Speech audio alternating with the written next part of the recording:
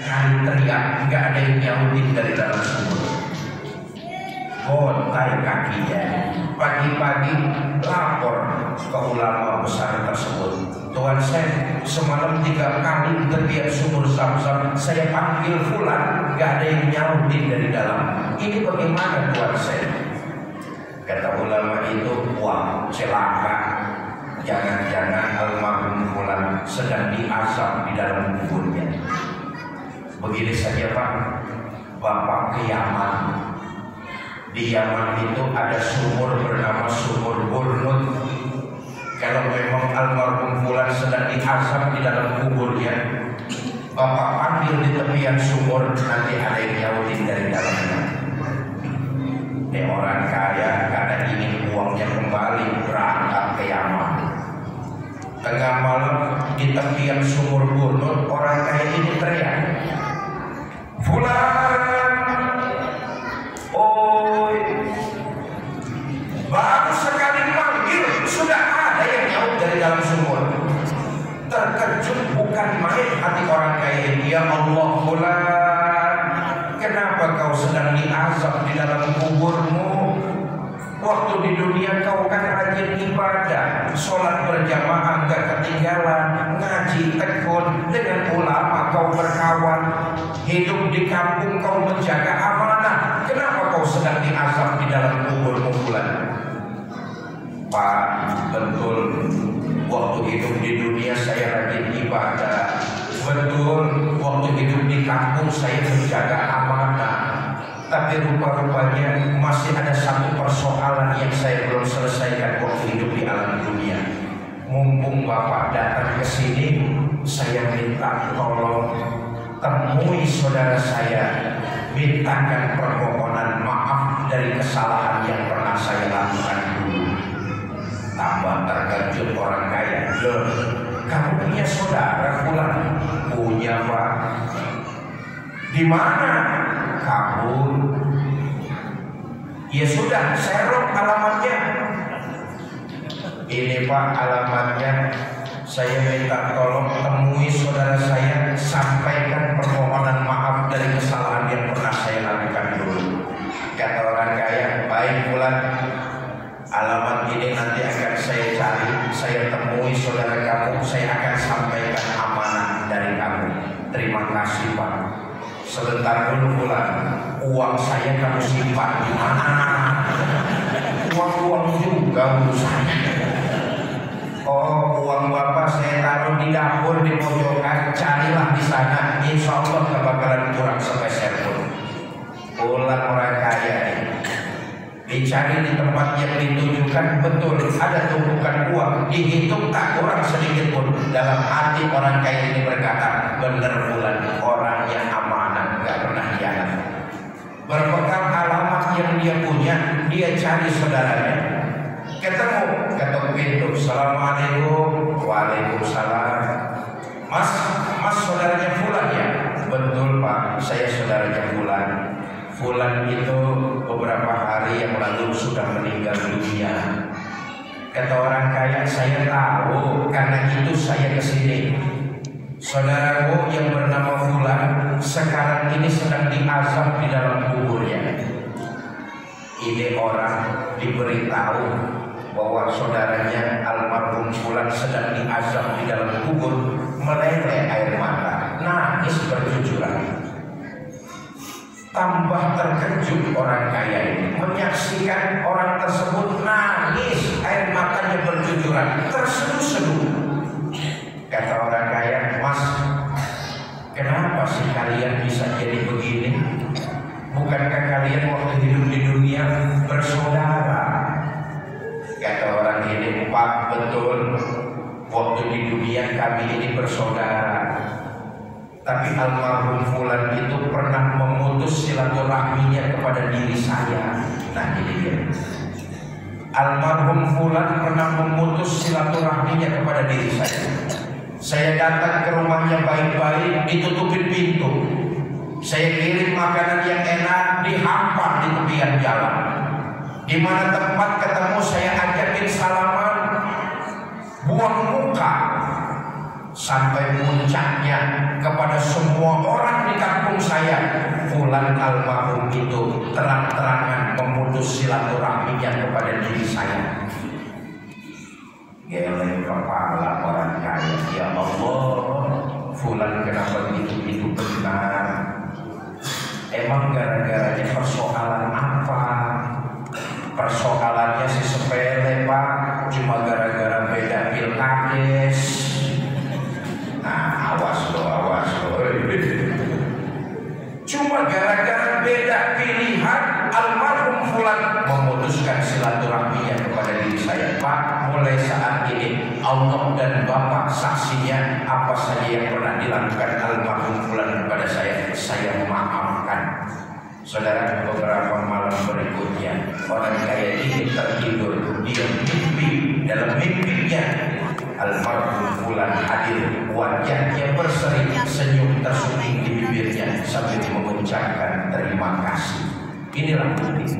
Jangankan di akhirat, jangankan di alam kubur, hidup di alam dunia jadi provokator, tukang menghasut, tukang mengadu domba, memecah kerukunan warga. Pada akhirnya lambat laun orang juga tahu dia tidak akan ada yang menemani. Betul atau tidak? Karena itu landasan kita jaga silaturahmi. Berbeda boleh, tapi tetap harus saling menghargai, menghormati, dan tetap mencintai. Perbedaan selama tidak menyangkut hal yang sifatnya usul, ayo kita kembali kepada prinsip lana a'maluna walakum a'malukum. Saya akan menjalani apa yang saya yakini benarnya, kalian jalanilah apa yang kalian yakini benarnya. Tetapi kita keluarga besar muslim tetap landasannya silaturahmi. Yang terakhir, yang ketiga, Bapak Ibu, sudah jam 8 lewat 2 jam ini.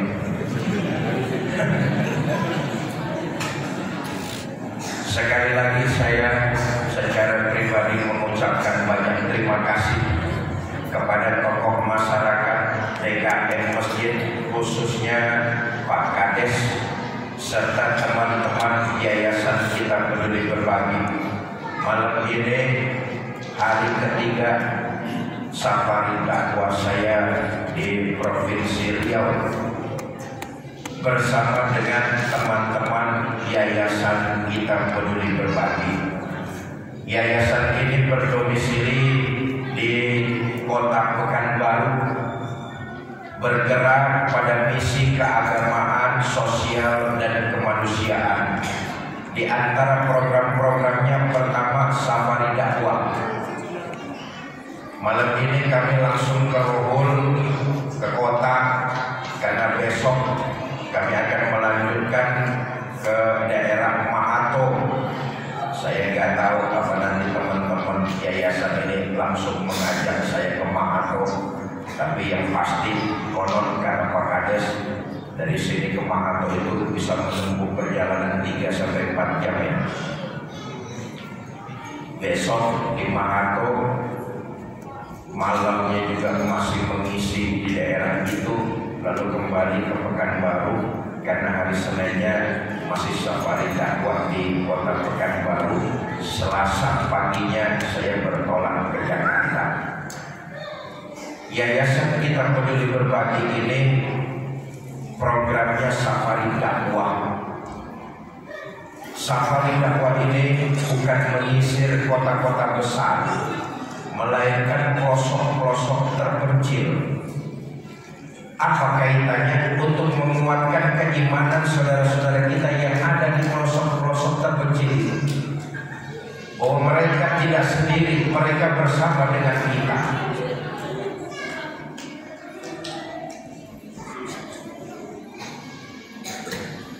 Safari dakwah semacam ini harus terus dilakukan, harus terus didengungkan, dan harus terus berkesinambungan.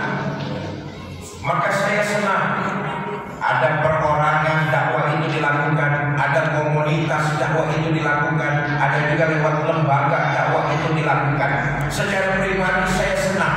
Memang amar ma'ruf berupa dakwah ini harus terus berkesinambungan. Betul. Umat Islam di Indonesia ini jumlahnya 87% mayoritas. Betul, itu sekarang. Kalau kita umat Islam yang mayoritas ini diam saja, berpangku tangan, tidak mau berbuat apa-apa termasuk dakwah di dalamnya, boleh jadi 30 tahun yang akan datang jumlah itu makin menyusut. Apa sebab?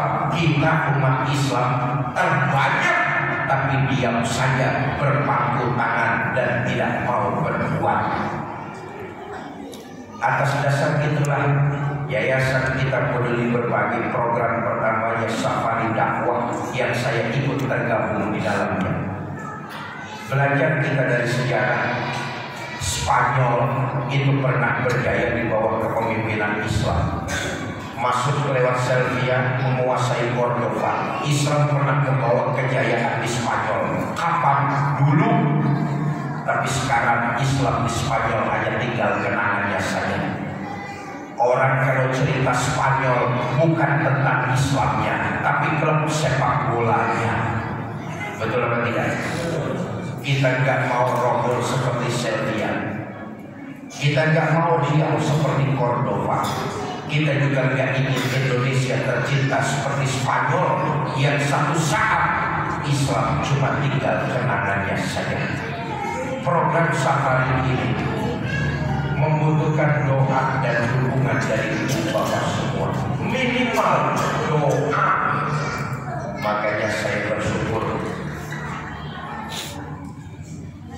amar ma'ruf berupa dakwah, safari dakwah dilakukan orang per orang, dilakukan kelompok, dilakukan lembaga atau yayasan. Yang jelas ini harus terus berkesinambungan. Yang kedua, program dari Yayasan Kita Peduli Berbagi, Maghrib mengaji. Yang ketiga, memberikan insentif kepada guru-guru ngaji. Selama ini memang ada bantuan dari pemerintah. Pemerintah sudah memperhatikan guru-guru ngaji. Memang yang diurus oleh pemerintah terlalu banyak dan terlalu besar. Alhamdulillah guru-guru ngaji kita sudah dapat perhatian dari pemerintah. Ada turun honor, tapi sebulan tiga bulan satu kali. Jauh dari rasa mencukupi. Program yang ketiga, Yayasan Kita Peduli Berbagi menginisiasi memberikan insentif kepada guru-guru ngaji. Kita semua bisa membaca dan menulis Al-Quran karena guru-guru ngaji yang mengajarkan kita dahulu. Betul atau tidak? Anak-anak kita bisa membaca dan menulis Al-Quran itu karena guru-guru ngaji. Bersyukurlah kita orang tua yang anak-anak kita bisa mengaji, ngerti dan membaca Al-Quranul Karim. Ketika kita masuk ke liang lahat nanti, setiap ucapan yang keluar ayat-ayat Quran dari mulut anak kita, kita kebagian jariyah pahalanya. Tapi ketahuilah, itu berkat jasa guru-guru ngajinya. Maka Yayasan Kita Peduli Berbagi program yang ketiga memberikan inisiasi insentif kepada guru-guru ngaji tersebut. Yang keempat, programnya dari Yayasan Kita Peduli Berbagi minta tolong DKS-nya anak-anak kita diatur saja.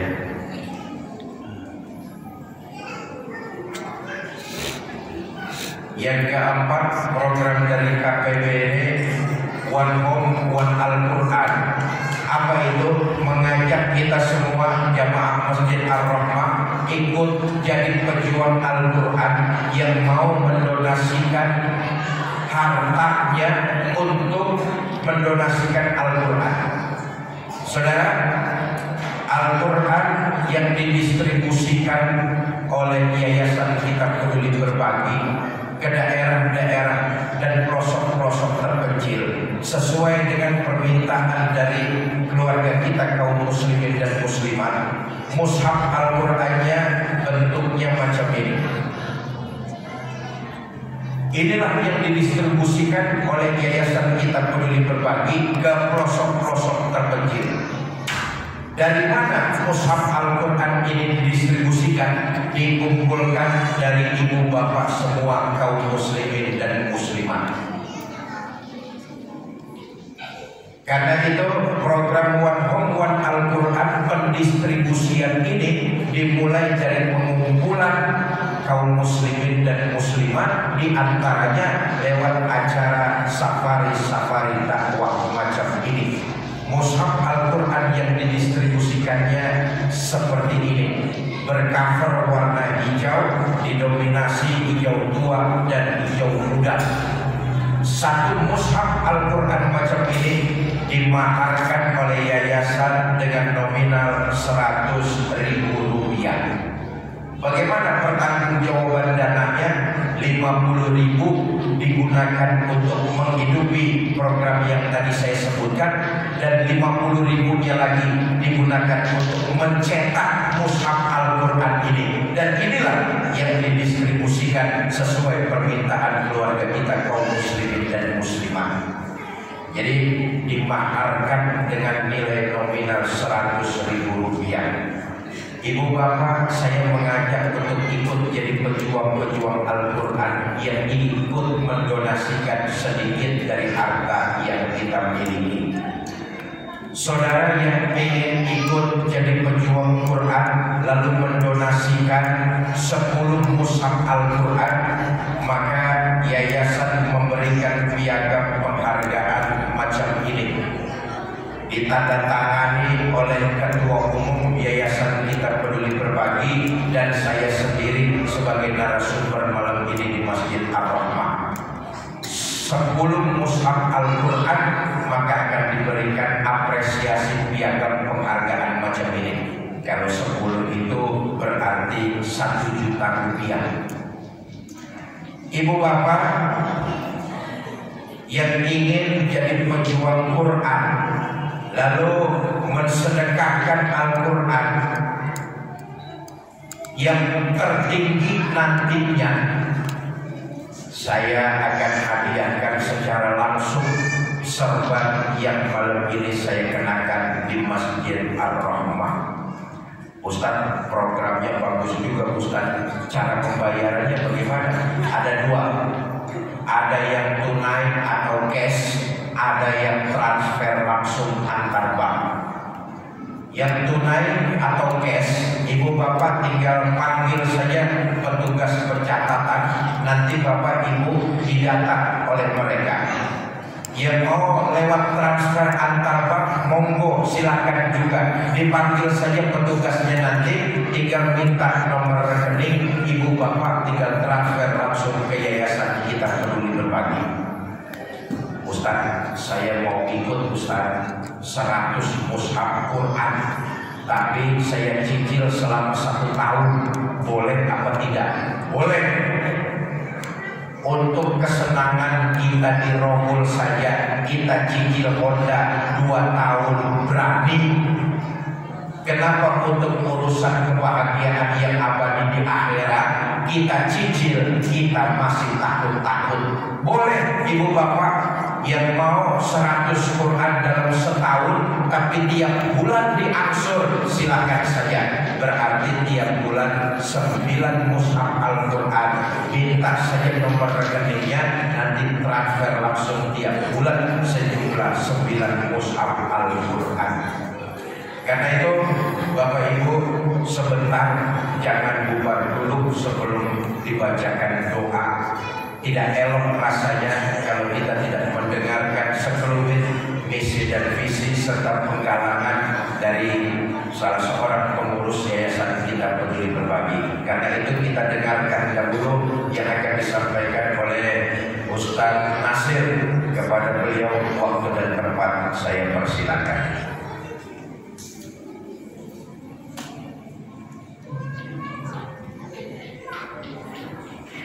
Assalamualaikum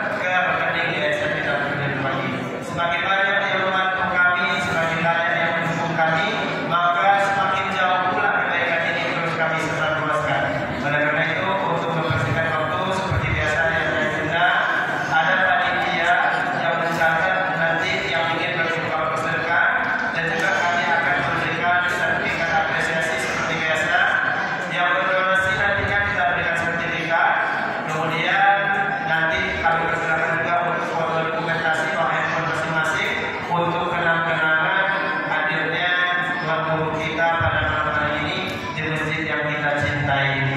Di belakang ada dua orang akhwat, dua orang perempuan yang akan mendata ayah dan bunda yang ingin berinfak bersedekah. Satu sahabatnya 100.000 rupiah, boleh via tunai, boleh via transfer. Yang mau pulang ke Timur Jepang silakan, kami hanya menjadi jembatan berpanjangan tangan atas nilai-nilai kebaikan yang kami bawa ini. Kemudian untuk yang bapak-bapak ada 3 orang ikhwan, 3 orang laki-laki yang untuk mencatat yang sekiranya ada yang ingin ikut berdonasi pada kesempatan yang mulia ini. Baik, silakan ayah dan bunda, kami open donasi dulu. Yang ingin bersedekah sebanyak 50 mushaf Al-Quran, kami persilakan, silakan boleh angkat tangannya dan juga boleh langsung maju. Sekiranya ada niat dari infak ini yang perlu disampaikan kepada Ustaz, kami persilakan dan sama-sama kita doakan nanti dipimpin oleh Ustaz kita. Mudah-mudahan niat dari ayah dan bunda dikabulkan oleh Allah Subhanahu wa taala.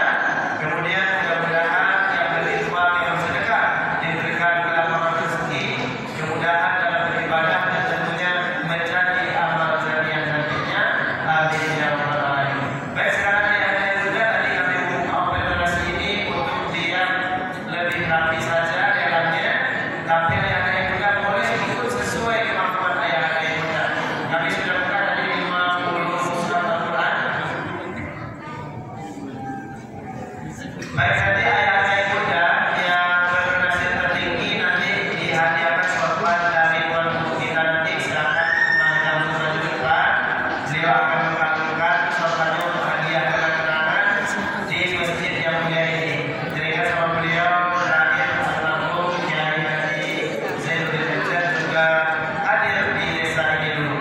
Mari sama-sama kita doakan mudah-mudahan Kiai Haji Zainuddin Enjer dilapangkan umurnya, diterima amal ibadahnya, ditempatkan di sisi yang mulia, di sisinya Allah Subhanahu wa taala. Amin ya rabbal alamin. Baik, ayah dan bunda, silakan ikut sesuai kemampuan ayah dan bunda dari 50 Al-Quran.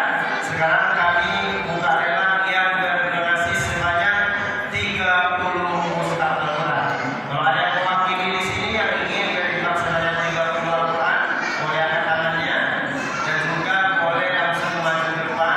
Minimal kita yang ada di sini kita ikut 1 Al-Quran untuk kita infakkan, kita sedekahkan untuk program yayasan kita peduli berbagi yang insya Allah mudah-mudahan menjadi amal jariah kita bersama. Baik, ada panitia, kalau ada silakan langsung maju ke depan sebelum kita tutup doa, dan juga kami nanti mungkin langsung ke Pasir Pengerayaan karena besok kita acara di Mahato dan insya Allah kita istirahat di kota Pasir Pengerayaan malam hari ini. Baik, sekarang ibunda ayah kami tadi kami sudah buka lelang 30 Al-Quran. Sekarang kami buka lelang yang 10 sampai 20 mushaf Al-Quran. Silakan yang ada niat 10 Al-Quran sampai 20 Al-Quran boleh langsung maju ke depan ataupun boleh dicatat dulu, kami persilakan. Mudah-mudahan kita yang ada di sini diberikan kelapangan rezeki untuk ikut program yang kami bawa ini. Mudah-mudahan dengan bantuan ayah dan bunda, dukungan bapak ibu semuanya, kami bisa meneruskan kegiatan ini sampai besok-besoknya ke daerah yang lain. Mungkin ayah dan bunda bisa kenal lebih dekat dengan kegiatan kami, silakan di searching di follow Instagram kami, Facebook kami, ataupun YouTube kami, Yayasan Kita Peduli Berbagi atau Kita Peduli Berbagi ya. Baik, mungkin itu yang kami sampaikan ayah dan bunda. Silakan yang berinfak di bawah 10 Al-Quran, mau 1 Al-Quran, 2 atau berapapun kami persilakan. Yang penting dicatat, didata, pembayarannya silakan tergantung kemampuan ayah dan bunda. Kami hanya menjadi jembatan saja, boleh via tunai dan boleh via transfer. Silakan yang sudah ada dapat sertifikat, kami persilakan untuk maju untuk dokumentasi. Ayah dan kami persilakan untuk maju dulu, bawa handphonenya. Silakan, kami tunggu di depan. Silakan sertifikat Pak. Oke, silakan maju. Nah, silakan maju, sampaikan niatnya, apa niatnya, perlu kita doakan, dan juga untuk dokumentasi foto bersama. Karena setelah ini kita kembali ke Pasir Pengerayaan. Silakan Pak, boleh, silakan maju ke depan. Ibu-ibu yang sudah dapat sertifikat, kami sediakan waktu untuk dokumentasi atau ada yang perlu disampaikan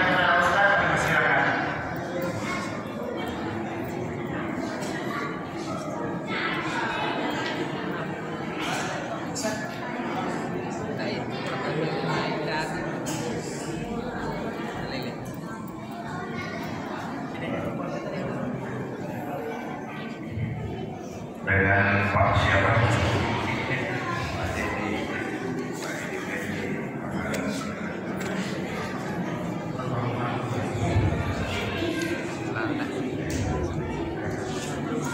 Bapak Ibu, di hadapan kita ada pejuang Al-Quran yang jadi pelopor Pak Edi Effendi.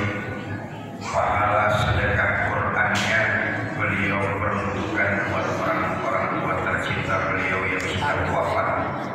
Apa yang kita lakukan hari ini yakinlah akan dilakukan oleh anak-anak kita puluhan tahun yang akan datang. Sebagaimana Pak Edi mengirimkan pahala sedekah kepada kedua orang tuanya, suatu saat nanti anak-anak mereka akan berlaku sama mengirimkan kepada beliau. Karena itu mari sama-sama kita bacakan surah Al-Fatihah.